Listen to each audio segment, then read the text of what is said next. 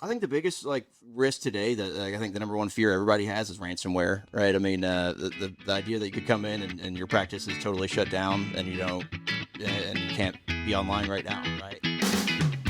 Welcome back to the Millennial Dentist Podcast, a podcast all about working smarter, not harder. Pushing dentists to go beyond dental school dentistry and build the practice of your dreams. Here is your host, the millennial dentist himself, Dr. Sully Sullivan. Welcome back, everybody, to the Millennial Dentist Podcast. I hope you're having a great day. Great day. It's turning the corner to summer. That's exciting. My son is now officially, I guess, a second grader. I don't know when you if they get done with first grade of the second graders, or if they have to start second grade to be a second grader, but he's moving from first to second grade. That's crazy. And then Evans is going, he's going into kindergarten. That's crazy too. So anyways, kindergarten now, second grader. Life is flying by, but I hope you have a great summer. Hope you have some fun trips planned, etc. But I'm not going to talk about that the whole time. We have a great episode. Guest speaker in the house, live in Nashville in the studio today. You're in for a treat and a half. Before we get started with that, hey, make sure you're on the app. If you're not on the app, go sign up right now. Just stop what you're doing, get out your phone, go to the app, download the app, 3D Dentist app from the App Store. It's good. It's free. Lots of content, etc. If you're hearing this, I think one spot left for July Mastermind. Run, don't walk. Call Meredith at 3d-dentist.com. Send her an email. Get signed up because the next one's not till January. And this will change your practice. It will change your practice in an amazingly good way. Otherwise, Advanced Sinus Lift is sold out for the year. So you've missed Advanced Bone Grafting. You got to get on the wait list because that's filling up. And then, Full Arch Express is also filling up. So quit being a lurker and a watcher and sign up. Let's go make some magic happen. All right. Without further ado, everybody welcome IT Tim. Hey, everybody. Thanks for the introduction. IT Tim. That's what I call it. I have, a couple Tims in my life. And so, affectionately, IT Tim. How are you, Tim? I'm doing great. Thanks for having me. Yeah, man. I'm super pumped to have you. First off, I guess, introduce yourself so people know who you are a little bit more than IT Tim. Although I may have just cursed you with anybody that you now work with associated with me. We'll call you IT Tim, but hey, there's worse things to be called. It could be way worse than that to be called.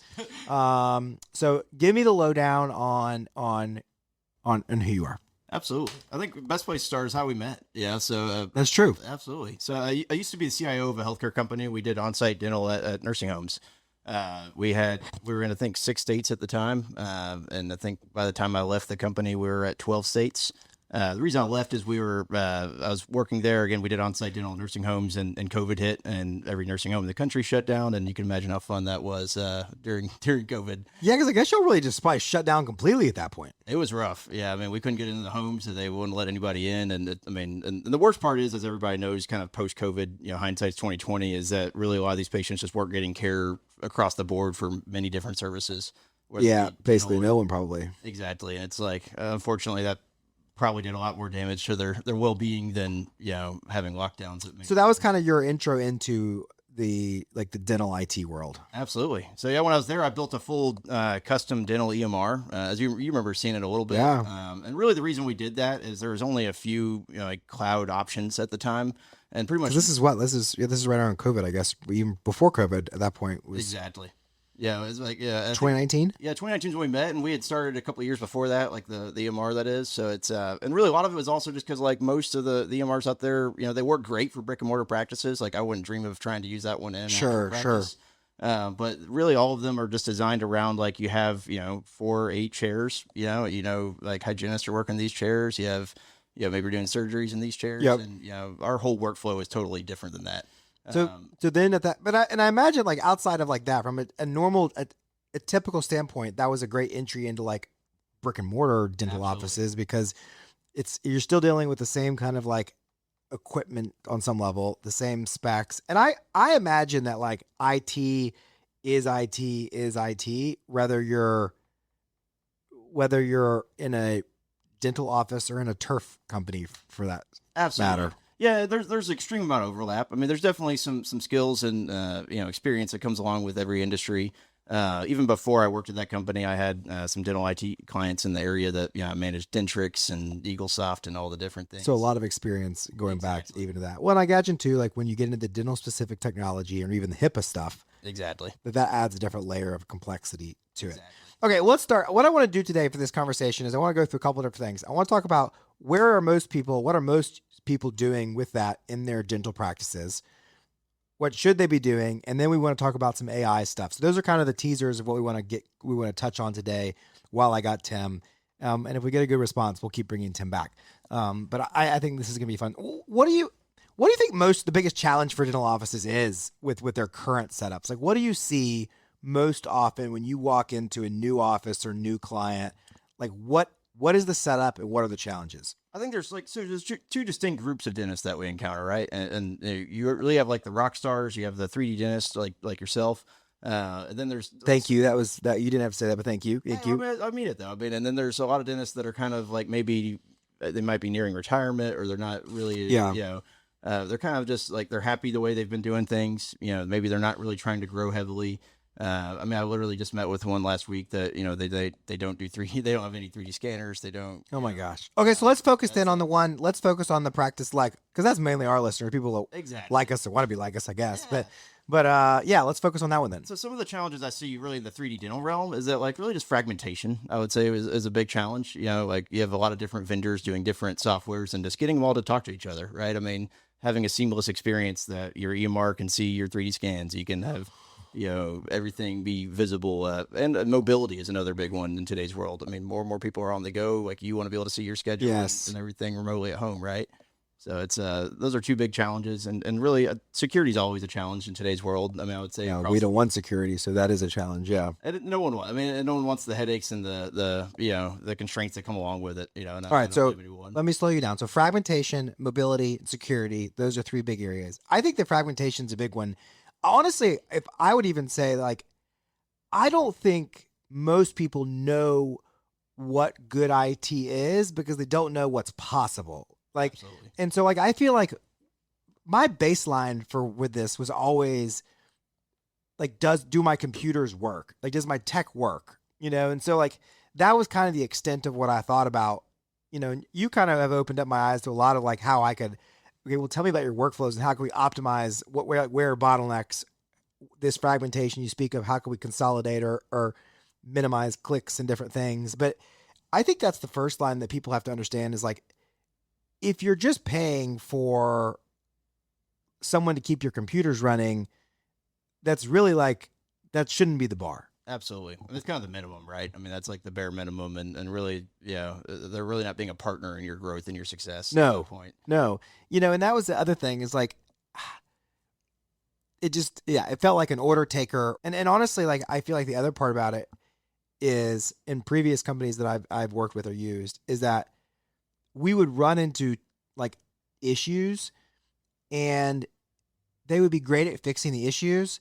They would never be great about helping resolve that issue for the future. Does that make sense? That like, makes perfect sense. Like how do we develop a strategy around this is a problem we're having? It routinely happens. Maybe if we inputted this new system, this new piece of equipment, whatever it is, we could eliminate that bottleneck altogether. Absolutely. Or did this update or things like that. And I think a good example of that was like Maverick when we came on board, like his desktop was like having some stability issues and my ExoCAD designer, we were just, it was like, I thought I had basically bought like the sweetest thing, but part of it was, well, I don't remember what it was specifically that fixed it. There's essentially some underlying updates that need to be done. They're the kind of updates that don't happen automatically, especially with like a custom computer like that, which most people in the dental realm will use for like 3D design and CAD work and anything like that. So it's basically we just had to do an update, and we knew like we had the technical experience with custom builds and gaming computers and all that stuff to see what it was and how it happened. And and like when your stuff's crashing in the middle of it, that's a pain in the ass. Absolutely. And that's mission critical. I mean, like you're trying to do same days. I mean, like, and your designer gets halfway through a design and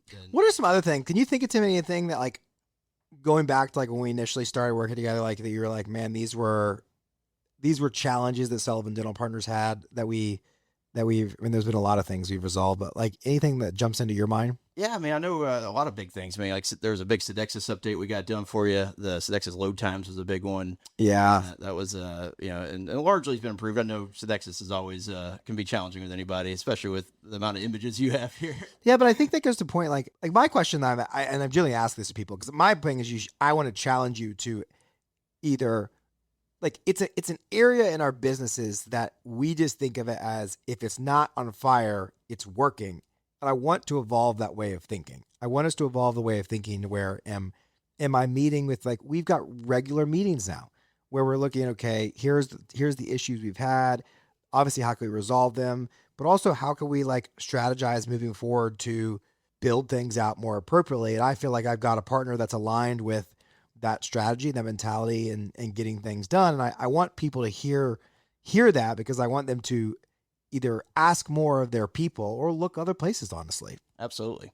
And that's a big sign. I mean, a lot of people, they've used the same provider for years. Maybe their IT provider, isn't growing, doesn't have a growing staff to accommodate them. And I see all the time people outgrow their provider, and it's not a knock on their current provider. I think that's happened a lot with our offices, honestly, is the provider that they had was good at doing that. But now we've got Sarek, VHF, Armor and Gerback, Shining, Medit. There's not one system that fits everything. You got to have all these different products. Exocad. I want Exocad on multiple computers. Like, there's a lot more that goes into it. You really are right on that.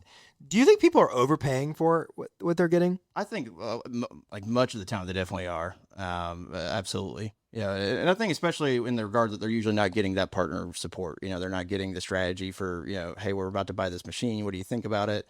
We're looking at this software. Can you vet it for us? I'm putting you on the spot now about things, but I'm curious. Like what would you say, like, should be what people should be paying for IT?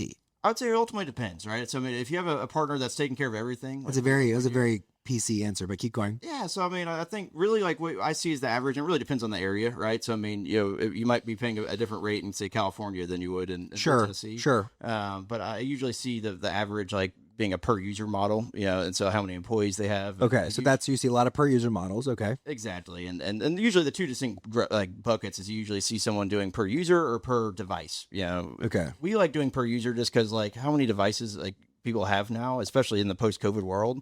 Many people have two devices. They take one home. They have here at your office, for example. I mean, you have tons of devices. Yeah, I don't like that. I would not like devices because I have too many devices for myself in different places, but yes. Exactly. And it's just cleaner. I mean, it's just easier for us. It's like, as you grow, as you add staff, I mean, it helps, we grow with you, right? So it's usually what I see, the average is the per user, all inclusive, where they take care of everything at a moment's notice. They don't nickel and dime you. They don't bill you. I usually see it around that like 100 to 130 a user, in the middle Tennessee, Southeast region. You might see that more like 175, 200 in California, for example, and if you're in LA, but it gets up there, right? So I'm doing math here. So I have an office of 10 employees. That's $130, $140 a user. That's, what is that? That's like $1,500 somewhere in there. Something like that. Yeah, exactly. On like a monthly basis. Exactly. That you would kind of expect to pay for some reasonably good IT. And that usually someone that's in that range is also going to be kind of like a rock star in the IT realm. They're going to take care of like your cybersecurity. They're going to be monitoring everything, doing all your updates, anything from Windows updates to Sedexus updates, right? Oftentimes they might break out large projects separately. Like if you need a complete like overhaul of like every desktop and every computer. How much do y'all deal directly with vendors versus like a lot? A lot. So you're dealing with the Patterson, the Shine, the Soronas, the Medits, the whoever's. Absolutely. Yeah, as a Medits, even all the way down to the printer vendor. I mean, RJ Young, or if people use that. Yeah. We often try to steer people away from managed print contracts from a cost stance. Yeah, absolutely. That's a good, What is a like if you could give like a couple like tips to people, like that's maybe one of them. That's a big one. So 2 or 3 things I see people losing money a lot, or like kind of just letting money go out the door, is printers is a big one. Managed print contracts. I kind of call them like print marriages. Frankly, there's a lot of predatory print companies out there that lock people in 3-5 year agreements, and they basically have to lease it. They get hit with color overages. So if they're printing color, they get charged them per page quarterly. Of what they print. So like I've seen it cost thousands of dollars a month for companies that they're spending. For What do you suggest for a dental office? I would always instead of suggest just buying and owning the printer, frankly. I mean, I've done the math 100 different ways. I mean, just like a printer off Amazon? The printer off Amazon, I'm a big fan of Epson. I mean, I think Epson's done really good from a print cost, especially kind of their mid-upper range printers, like their EcoTank Pros are really good printers. Okay. That you actually have a few here, even you already had some when we first did that. But they're just good printers. I mean, if you had asked me, I didn't think we were going to talk about printers today, but that is a good tip. I know it's kind of surprising to me too. I know, most IT people will. No, that's what I love about you, Tim. Is you're always okay. What else? What's another one? Give me another good. Another good one's internet. I see a lot of people sign like Comcast, for example. Dude, we don't even know what internet is, Dennis. We're just like more. It can be faster. I'm like, I don't even know if I need this many gigabits of speed, but I'm like, keep going. Well, that's a great thing to have that. But a lot of people sign an agreement with Comcast. I literally saw this week with a small dental office in Murfreesboro, actually, that they had an agreement with Comcast. They signed in 2019. They haven't renewed it since then. They're paying, I think, 4 times as much for the amount of speed they're getting. And Comcast, as much as we all hate Comcast, I mean, we all know it. That they won't go out of their way to call you and say, hey, they're not going to negotiate a lower deal. Exactly. When your promo runs up at the end of that year or two, they're not going to call you and say, hey, we could cut your bill in half and double your speed. They're not going to say that, right? So you kind of have to be on top of them, and that's a good IT partner will do that, right? Yeah, I mean, because that added value is huge. I mean, I think that there's even like equipment markup, is a big one. I think that gets people a lot of times, and I will say, you've done a great job of being sure, you're not going to be maybe the cheapest, but you're I'm going to give you some very tangible ways where I'm going to help save you money Absolutely. that. It should be that way. Yeah, and the third one I see is really unused services, and I think that was a good example. I think when we first came in with you, I think you had just switched to a cheaper fiber service, 3 or 4 months prior. But then that fiber circuit didn't get canceled, and it just kind of got left behind. Yeah, I mean, I think the mindset we had to give some context to that was we should have a backup internet because we're voice over internet and so many things run on internet. And then it was okay, well, when is the last time our internet actually kicked over or gone down? And actually, to be clear, we actually still do have a backup. I think you actually effectively had 2 backups. You actually had 3 circuits effectively at the time. That tells you what I don't know. Yeah, no, and that's what we're here for. No, that's right. Unused services though, you get caught up in and I'm not the only one that's I think that's normal. You're trying to run a business, trying to be a clinician, and I don't have time to micromanage every single credit card small statement, which is a problem. But you're right. And that hits your margin, right? I mean, it does hit your margin. Yeah. That's where you see at the end of the quarter, you're I thought, man, we hit our goals. Why isn't our margin where it should have been? Right. And we're seeing that with all the offices we work with, we have direct access to a lot of the top line numbers that we don't on the bottom line. And so, but it is interesting because we're seeing more and more people who are they're doing really well. They're growing their businesses, but they're not making more money. And I do think it's because things like that sneak up on them and they're just they're not aware of those things. Absolutely. Okay. Yeah, especially because, between a print contract and just an internet circuit or two, and even just an outdated circuit, even if it's not an unused one, we've seen just a small office with 5 or 10 employees. We've seen them waste $600-800+ a month. Well, look, if you haven't, yeah. PSA, if you have not printed out your credit card statement for the past 60 days and gone through and just seeing what the hell you're paying for, both professionally and personally, dude, make some time to do this. I'm serious.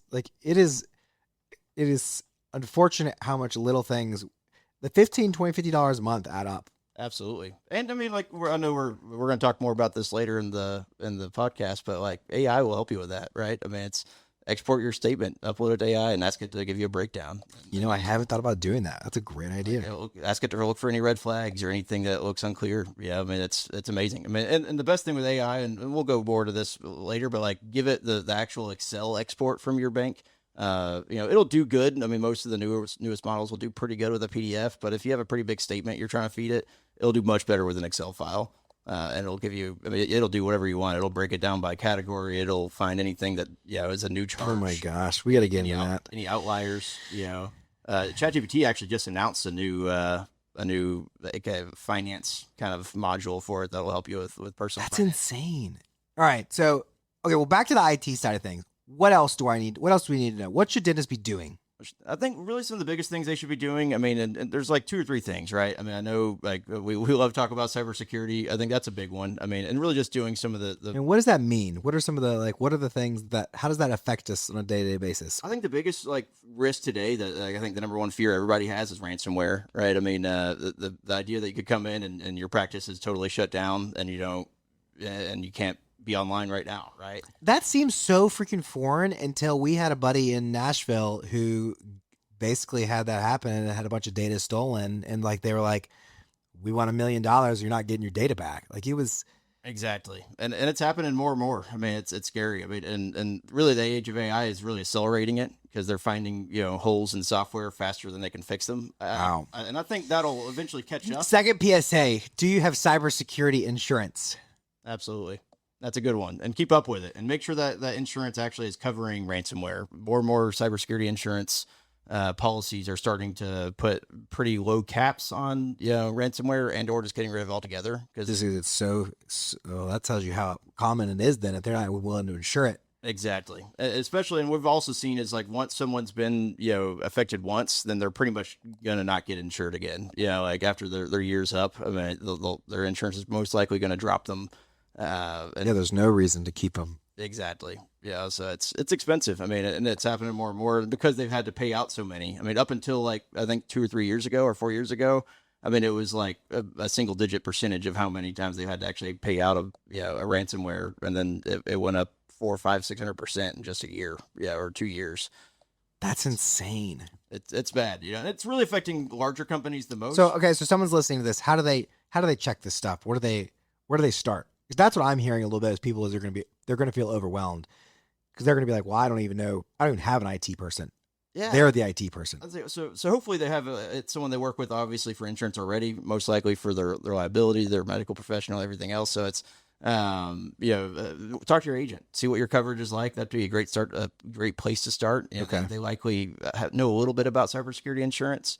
They're most likely going to ask for, your whole life story on your IT. Yeah. So Which is going to probably open up some holes, which is normal. Which is good because that's the kind of They're questions. going to call Tim. Well, that's the kind of questions that help start, start the journey, right? Of getting, into a safer place, right? Yes. And that's really what they want. Ignorance, unfortunately, is not bliss, dentists, because that is what we want to live. Ignorance is bliss.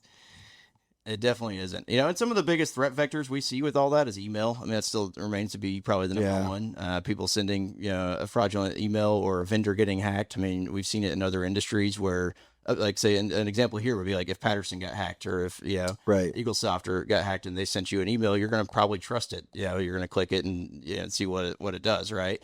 And that's the sad reality of where we're at today. Well, we have so many either team members on email, either using their personal emails. Like there's a lot of things like we see they're logging into their personal accounts on our networks and things. Like those are all risks. Absolutely. And every risk compounds, right? And really the biggest thing about security is like that they tell you is security in depth. I mean, that's you never want to be reliant on any one security mechanism. And that's really going to be like that's the easiest way to get hit. Well, I can advocate for Tim is I can't even get into my shit half the time and it annoys me, but I guess it's the good things. We're like Fort Knox over here. I've had multiple people say that to him, like multiple vendors and like manufacturers we work with. They'll like send me a text and they'll be like, it is a pain in the ass to get.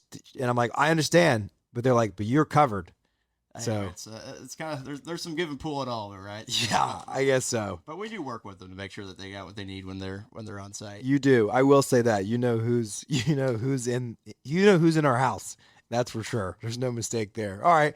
Any other things that you're like, I would, if I had 30 minutes with doctors to talk about that I want them to know about what they should be looking at on an IT standpoint in their practice, other concerns, other risks. I would say biggest thing is like, what's the age of your server? Like if you're using like an on-premises, like Open Dental or EagleSoft or Dentrix, when's the last time anybody even touched it? Is it being backed up? That's a great one. What's the age of your server? Is it backed up? And is it backed up to the cloud? Honestly, that's the biggest thing. I see a lot of people that have backups and they take one home every day and they swap it anything that depends on humans, like depends on us. I mean, none of us are perfect. I'm not perfect. No, that's why we AI X-rays. Exactly, right? I mean, can you imagine if you had to manually, like, every time you took an X-ray, go, like, actually... I had to go look at it. So it's the same thing, right? I mean, it's like, it needs to be seamless, and it needs to be tested, ideally, even not just quarterly. I mean, just someone needs to make sure that backup is safe and secure and actually working, and has some kind of visibility on it. But, like, just make sure that, like, a lot of Dell servers, for example, like, they have an orange light that will be blinking on the front. That's usually a warning light that tells you, and that makes it pretty obvious. It's a really big light that this will be flashing orange. And that's, if you don't have an IT person, you see that, you should probably call one. So a server checkup. Servers are expensive too. And they've gotten more expensive. They're getting more expensive by the day right now, thanks to AI, unfortunately. But it's definitely not a cheap time to replace them. It's like, a lot of Dell servers, kind of a quiet, like a well-kept secret in the IT world, is like Dell, Lenovo, HP enterprise servers, which most offices have. They're like diesel trucks. I mean, as long as you take care of them and you're not torturing them, they're going to last like 10 plus years. Gotcha. Yeah, so it's you might need some upgrades, and yes, they might not be as fast, and they may not be perfect for every use case. I'm not saying most offices should wait 10 years to replace a server. Really much past the 5 to 7, you should at least have some good monitoring on it, make sure that you have backups and everything else in place. But again, like, don't go rush out in today's world. Like, if I was an office and I had a 5-year-old server with today's prices, I would probably be looking at trying to extend the lifespan of it another couple of years. Well, they do this. It is. I mean, we were looking at ours. It was like crazy to get a new server. How expensive? Yeah, they give you wasn't it like a 6-digit quote, I think. Yeah, I'm pretty sure I got a 6-digit quote for IT. I was like, I need to look elsewhere. That's what kind of pushed you to, I think. Well, and I think that is the problem. I think most of us, again, if I had to sum it up, and you're probably in the boat if you're listening, is if it's not broke, why fix it? That's the mentality. But it probably is broke. You're just ignorant to it, or it's not on fire. And so as you grow your business, we have got to leverage better partners in all areas to support our businesses so that we can grow and have more success and not focused, and people that look out for our blind spots. I call it extending our bandwidth, right? Like, I talk about this a lot, that like, whether it's a team member, whether it's a partner like Tim, like, I've got to have people that can extend my bandwidth. Otherwise I can only go so far. And too many of you listening to this, you're shouldering all the daggum stuff. Your bandwidth's maxed, stuff's falling through the cracks. You're dealing with fires. You're probably shaking your head in this regard. Let's switch to AI. Let's switch to AI. Yeah, it's a fun one. Everybody loves it, right? It's I mean, I do and I don't, honestly. Like, I feel like I'm under leveraging it in some areas. I mean, obviously we're maximizing it. I'm doing lectures on AI. Like, it's crazy the impact it's having dental, X-rays, voice stagger, obviously, with a lot of the stuff they're doing with AI. Then there's ChatGPT, Claude. But what I mean by I feel overwhelmed or I don't like it is I feel like I don't want to like miss out. And I'm like, maybe I'm underutilizing it, not utilizing it. Talk about what your experience with AI is right now, what platforms you're using, where we as dentists should be looking at it, using it. Yeah, I think there's a lot of great places to use it. I think Overjet, for example, has some really amazing things they're doing with AI, for example. And we use just about every platform. I mean, we're using Claude, Gemini, Codex, like on the ChatGPT side. We're doing self-hosted models. We're using OpenClaw, Hermes. Those are what we call harnesses that can then kind of have ongoing automation and that just basically keep working while you're asleep.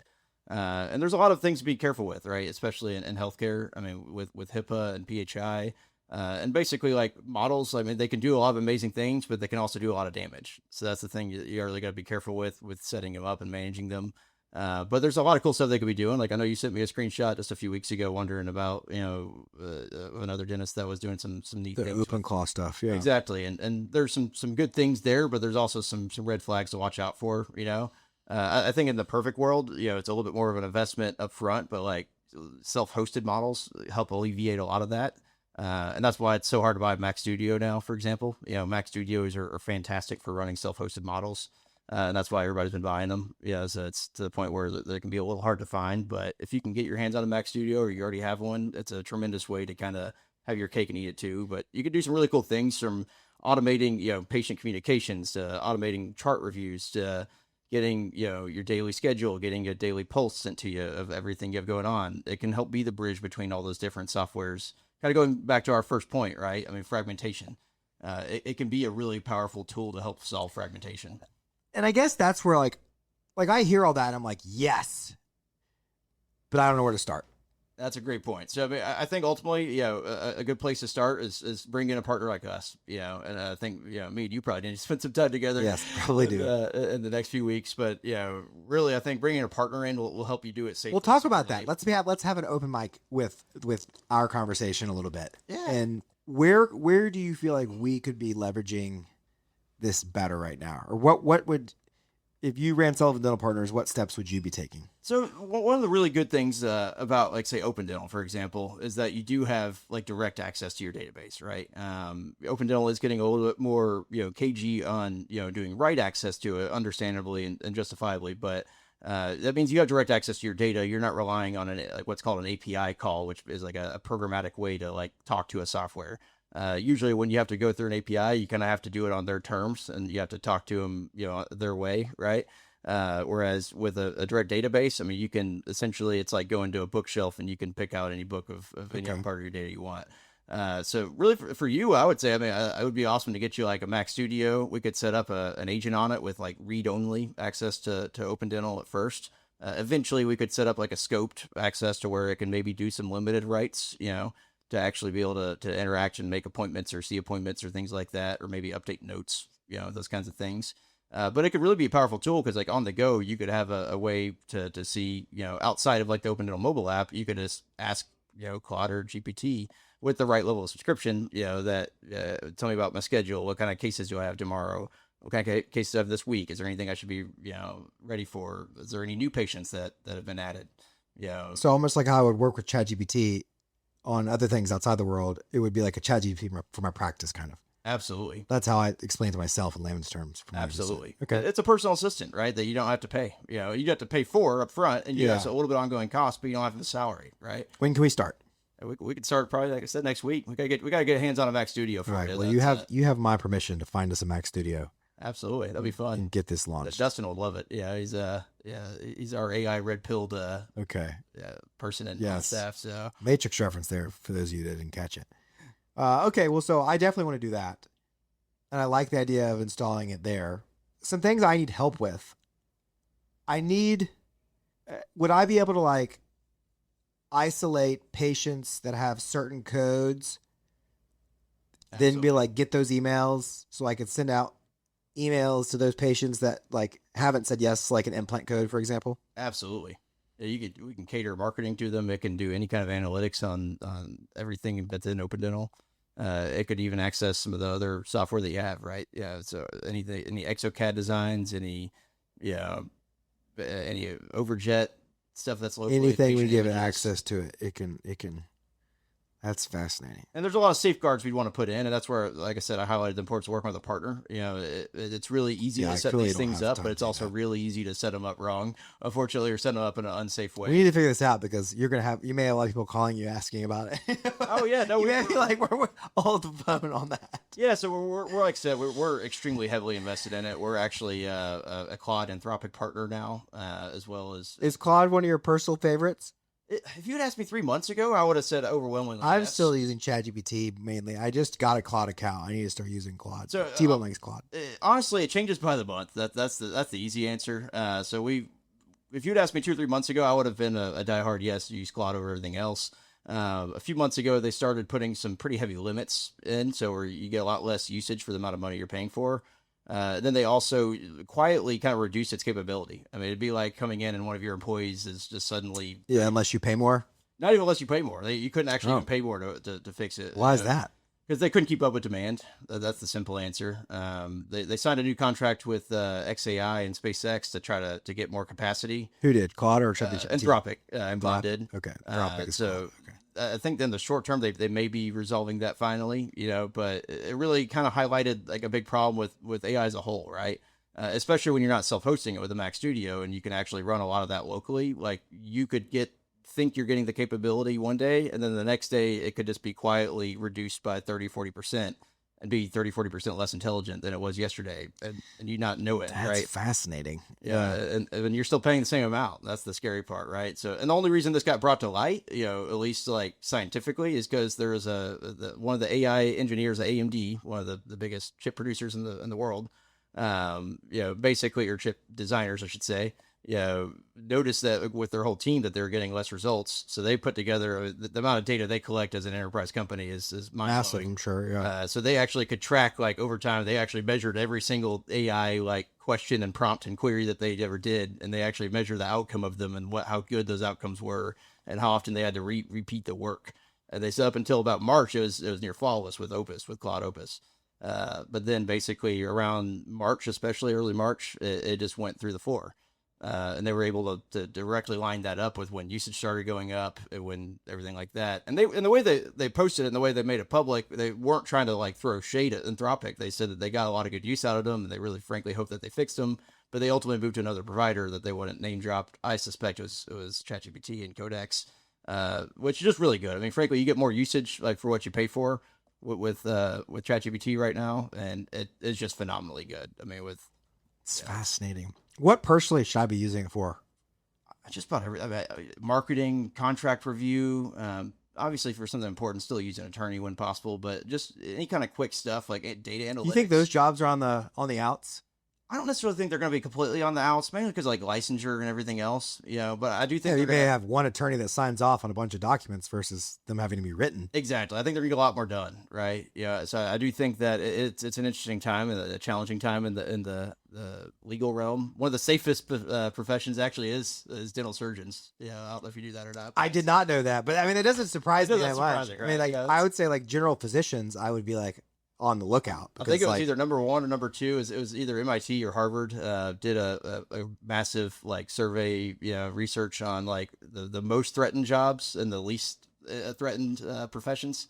And like oral, like diagnosis is that job's gonna be gone. I mean, that would be more or less AI can diagnose. Absolutely. You feed it symptoms, you feed it data. I mean, Overjet's doing that for us, so but you're right that it's the execution will be exactly protected for a little while. I think you probably got the longest time just because like every patient's different, right? I mean, everybody has different needs.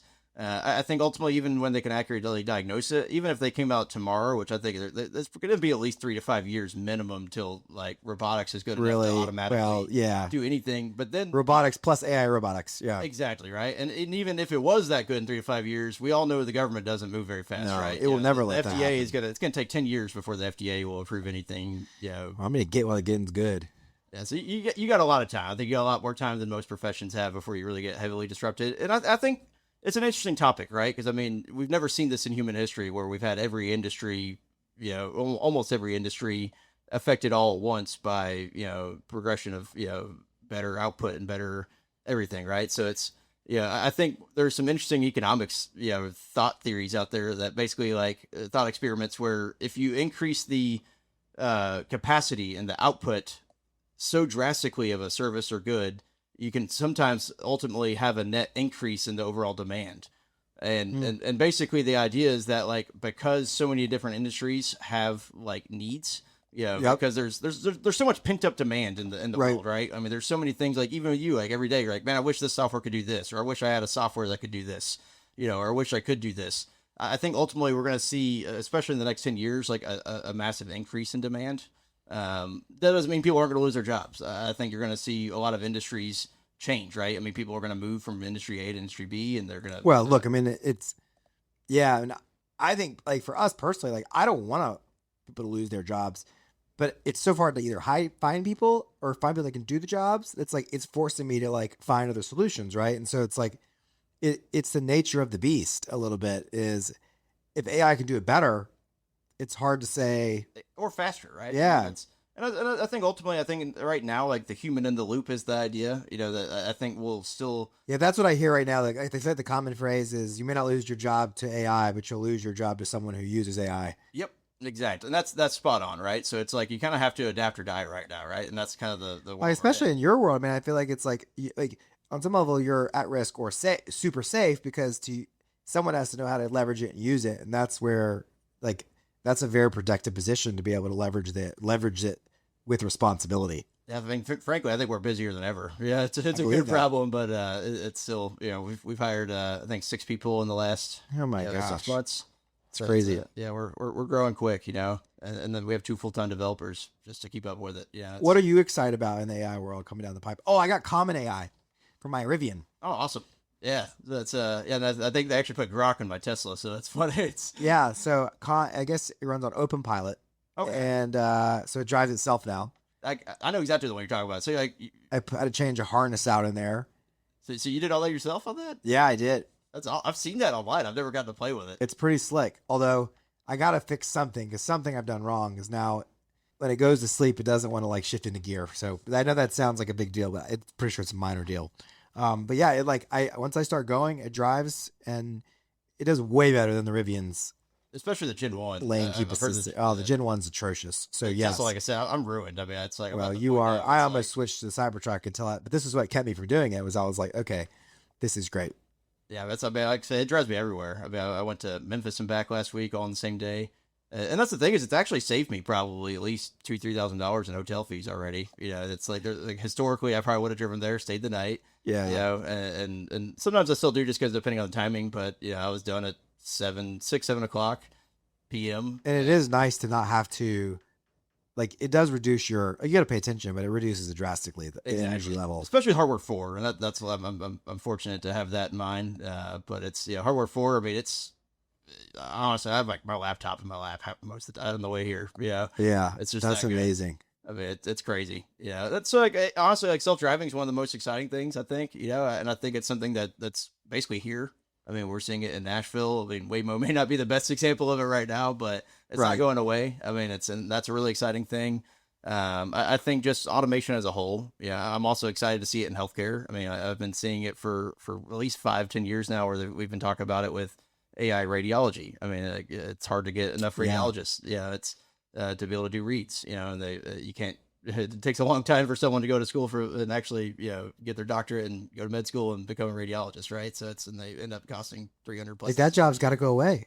And the thing is, I don't know that it's going to go away, right? So I think, and it's actually really interesting. I think with AI, they found right now in today's tech that it actually is basically as accurate as a radiologist for most diagnoses that it would make. But there's a caveat to it. There's some things that it gets wrong that radiologists actually easily see, like they easily spot, and they can diagnose like that. But there's a lot of things that radiologists get wrong that it just spots immediately.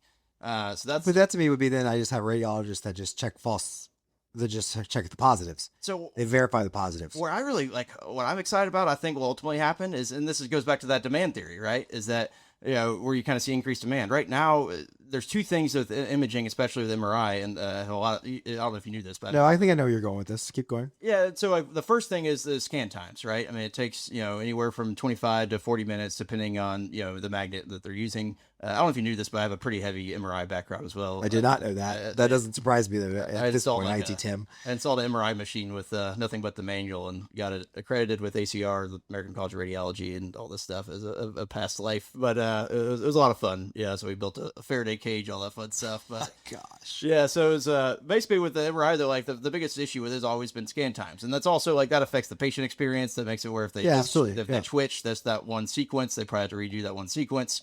Adds 5 or 10 more minutes to the experience, and no one likes going in the tube for 40 minutes, everything else.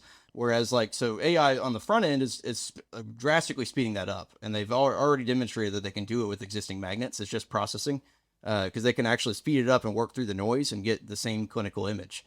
So they're taking scans from 40 minutes to like 3 minutes or 5 minutes. Crazy. So that's the one I got recently was not as long. So that ultimately is going to increase, demand, I think, in the long run. Because right now, the biggest drawback of why physicians haven't struggled to refer them is, it might take time for them to go get an image. It takes, Well, yeah, it should have everything. It's like if more people should get imaging than is getting imaging, and it's cost, time, availability. Exactly. And so, yes, if you can reduce all those things, in theory, the demand, if it becomes easier to get a chocolate shake, more people will get a chocolate shake. Exactly. And that's spot on. So and then the second fold of that, what's going to happen with that is if you reduce imaging times to 3 to 5 minutes, what's the next problem going to be? Well, you're going to have a huge backlog for reads with radiologists, right?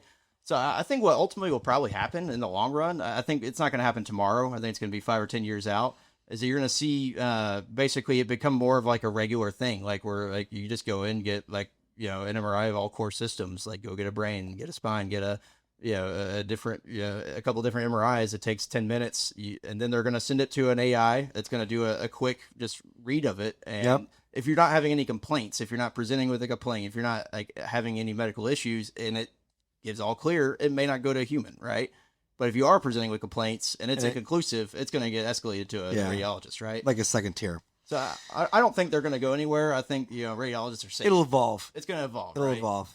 I don't think they're as safe as you think. But anyways, I love it. Oh my gosh, what an episode. If you guys liked this, you too can have talks with IT Tim. No, in all seriousness, I am always skeptical about giving out my trade secrets that then get used other places and potentially limit my access to said trade secrets. But Tim is too good of a dude not to let you guys know about him. So I'm glad that he was able to come on. Thank you, Tim, for coming on the show. Seriously, if you want someone to give you a look at your stuff, give you an observation from a 10,000 foot view of what's going on. If you need somebody that can help you, or if you want to just install OpenClaw so you can do cool things like we're going to do, seriously, let's get that going, Tim. Yeah, check out our website. Then please, how can they contact you? Yeah, our website, tmtech.net. That's tmtech.net. And my email is just tim@tmtech.net as well. I got a great team that we'd be happy tmtech.net. Yep, .net, not .com. I wish I had .com. They wanted I'm sure they did. You're probably too cheap to get that. Oh, they wanted $100,000 for that. Okay, well that's probably too much to get. You're correct. I'd be a couple grand for it, you know. All right. Well, TiVo would have been like, if it's not free, but tmtech.net. And then seriously, email him is probably a great way to get in touch with you quickly. Absolutely. That is tim@tmtech.net. Absolutely. All right, I did it. That'll be in the show notes as well. Everybody work smarter, not harder. We will see you next time, and we're gonna have to get you back to talk more AI. Absolutely. We'll do a recap when our Mac Studio is in and functioning, and I can give you some feedback on that. We could spend some time going through all of that's working. Absolutely, everybody. Y'all have a great day. We'll talk soon. Bye. Thank you for listening to The Millennial Dentist. Visit us online at millennialdentist.com.